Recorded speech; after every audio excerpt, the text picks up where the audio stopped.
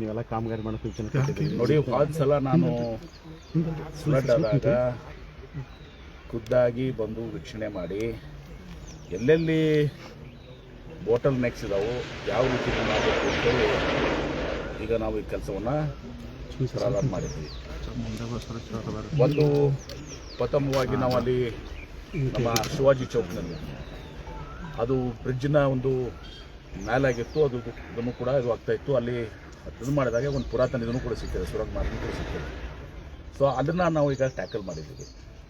ತದನಂತರ ಇವತ್ತು ಇಲ್ಲಿ ಪ್ರೈವೇಟ್ ಲ್ಯಾಂಡ್ ಪಾಪ 2-3 ಕಿಲೋಮೀಟರು ಅವರೆಲ್ಲನೂ ಕೂಡ ಯಾವುದಂತಾರೆ ನಾವು ಹೊಲದು ಅಲ್ಲಿ ಎಲ್ಲರೂ ಕೂಡ ಪ್ರೈವೇಟ್ ಲ್ಯಾಂಡ್ ಖಾಸಗಿ ಪಾಪ ಅವರೆಲ್ಲರೂ ಕೋಆಪ್ರೇಟ್ ಮಾಡಿದ್ದಾರೆ. ಮಾಡ್ಬೇಡ ಆ ವರ್ಕ್ ಇವತ್ತು ದಿವಸ ಆಗಿದೆ.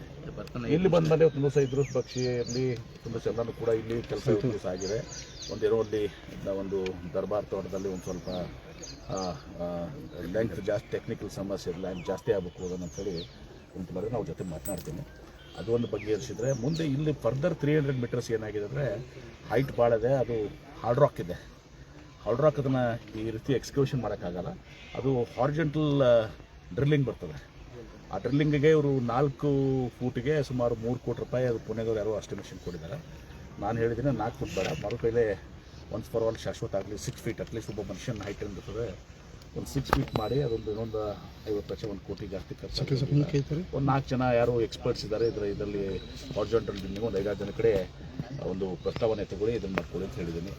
ಒಟ್ಟಾರೆ ಇಲ್ಲಿವರೆಗೆ ನಾವು ಸುಮಾರು ಎಷ್ಟು ಖರ್ಚು ಮಾಡಿದ್ದೀವಿ? ಒಂದು 6 ಕೋಟಿ ರೂಪಾಯಿ ನಾವು ಖರ್ಚು ಮಾಡಿದ್ದೀವಿ. ಮತ್ತು ಇನ್ನೊಂದು ಏನು ಡಿಮ್ಯಾಂಡ್ ಇತ್ತು, ಬರೀ ನಾವು ಈಗ ಮಾಡಿಕೊಟ್ಬಿಟ್ರೆ ಅದು ಮತ್ತೆ ಕುಸಿದು ಬೀಳ್ತದೆ, ಆ ಮಣ್ಣು ಕುಸಿದು ಬೀಳ್ತದೆ, ಪಿಚಿಂಗ್ ಮಾಡಬೇಕು ಅಂತ ಹೇಳಿ. ಸೊ ಎಲ್ಲ ಕಡೆಯಲ್ಲಿ ಇನ್ ಪ್ರಿನ್ಸಿಪಲ್ ಹಣದ ನಮ್ಮ ಕೊರತೆ ಇದ್ದರೂ ಕೂಡ ನಾವೇನು ಡಿಸೈಡ್ ಮಾಡಿದ್ವಿ, ಕೆಲವೊಂದು ವಿಜಯಪುರ ಡೆವಲಪ್ಮೆಂಟ್ ಅಥಾರಿಟಿಯಿಂದ ಕೂಡ ಸ್ವಲ್ಪ ಕಾರ್ಪೊರೇಷನ್ದಾಗೂ ಕಮಿಷನರು ಮೇಯರ್ ಹೋದಾರ, ಇಲ್ಲೇ ಎಲ್ಲ ಮೆಂಬರ್ಸ್ ಹೋದಾರ, ಕಾರ್ಪೊರೇಷನ್ದಾಗೂ ಕೆಲವೊಂದು ವರ್ಕ್ ಚೇಂಜ್ ಯಾಕಂದ್ರೆ ಗಾರ್ಡನ್ ಕ್ಯಾನ್ ವೇಟ್. ಗಾರ್ಡನ್ ಸ್ವಲ್ಪ 4 ದಿವಸ ತಡ ಆದರೂ ಏನು ಪ್ರಾಬ್ಲಮ್ ಆಗಲ್ಲ, ರೋಡ್ ಒಂದು 4 ದಿವಸ ತಡ ಆದರೂ ಪ್ರಾಬ್ಲಮ್ ಆಗಲ್ಲ. ಇದು ಈ ಮಳೆಗಾಲದ ಸೀಸನ್ನಲ್ಲಿ ಕಂಪ್ಲೀಟ್ ಇದು ಮುಗಿಬೇಕಿದು ಶಾಶ್ವತವಾಗಿ 100 ವರ್ಷ ಇದು ಸಮಸ್ಯೆ ಬಗೆಯಿರುವಂಥದ್ದು. ಫ್ಲಡ್ಡಿಂಗ್ ಅವಾಯ್ಡ್ ಆಗ್ತದೆ, ಜನರಿಗೆ ಪಾಪ ಬಡವರಿಗೆ ಭಾಳಷ್ಟು ತೊಂದರೆ ಆಗ್ತದೆ. ಶ್ರೀಮಂತರಿಗೆ ಏನಾಗಲ್ಲ, ಪಾಪ ಲೋ ಲೈಂಗ್ ಏರಿಯಾದಾಗಿದ್ದಾಗಂತ ಬಡವ್ರನ್ನ ನೋಡಿದಿರಿ ನೀವು ಲಾಸ್ಟ್ ಟೈಮೆಲ್ಲನೂ ಕೂಡ. ಒಂದು ಮಗುನೂ ಕೂಡ ಸತ್ತು ಪಾಪವಾಗ.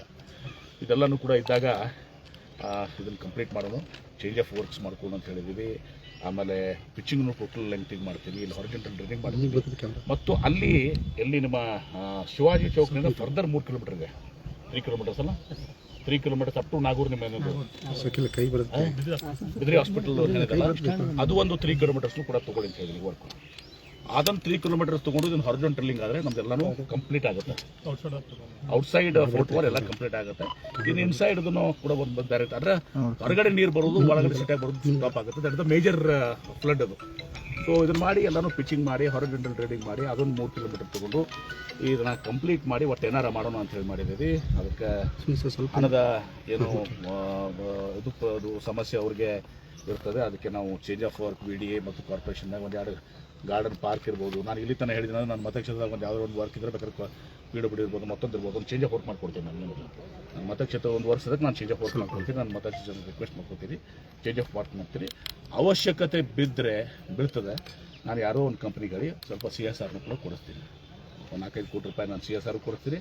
ಕೊಡಿಸಿದನ್ನು ಟೋಟಲ್ ಕಂಪ್ಲೀಟ್ ಮಾಡಿ ಒನ್ಸ್ ಫಾರ್ ಆಲ್ ಶಾಶ್ವತವಾಗಿ ಇದನ್ನು ಪರಿಹಾರ ಕಂಡುಕೊಳ್ಳೋದು ಮಾಡ್ತೀನಿ. ಸಿಟಿ ರೋಡ್ಸ್ ಬಗ್ಗೆ ಸರ್, ಯಾಕಂದ್ರೆ ಈ ಜಾಮಾ ಮೇನ್ ರೋಡ್ ಕೆಟ್ಟ ಹೋಗ್ಬಿಟ್ಟು is very in bad way. Correct road can wait, garden can wait. ನಾನು ಹೇಳ್ತಾ ಇದ್ದೀನಿ, ನೀವು ಇಲ್ಲಿ ತನಕ flood this let us tackle.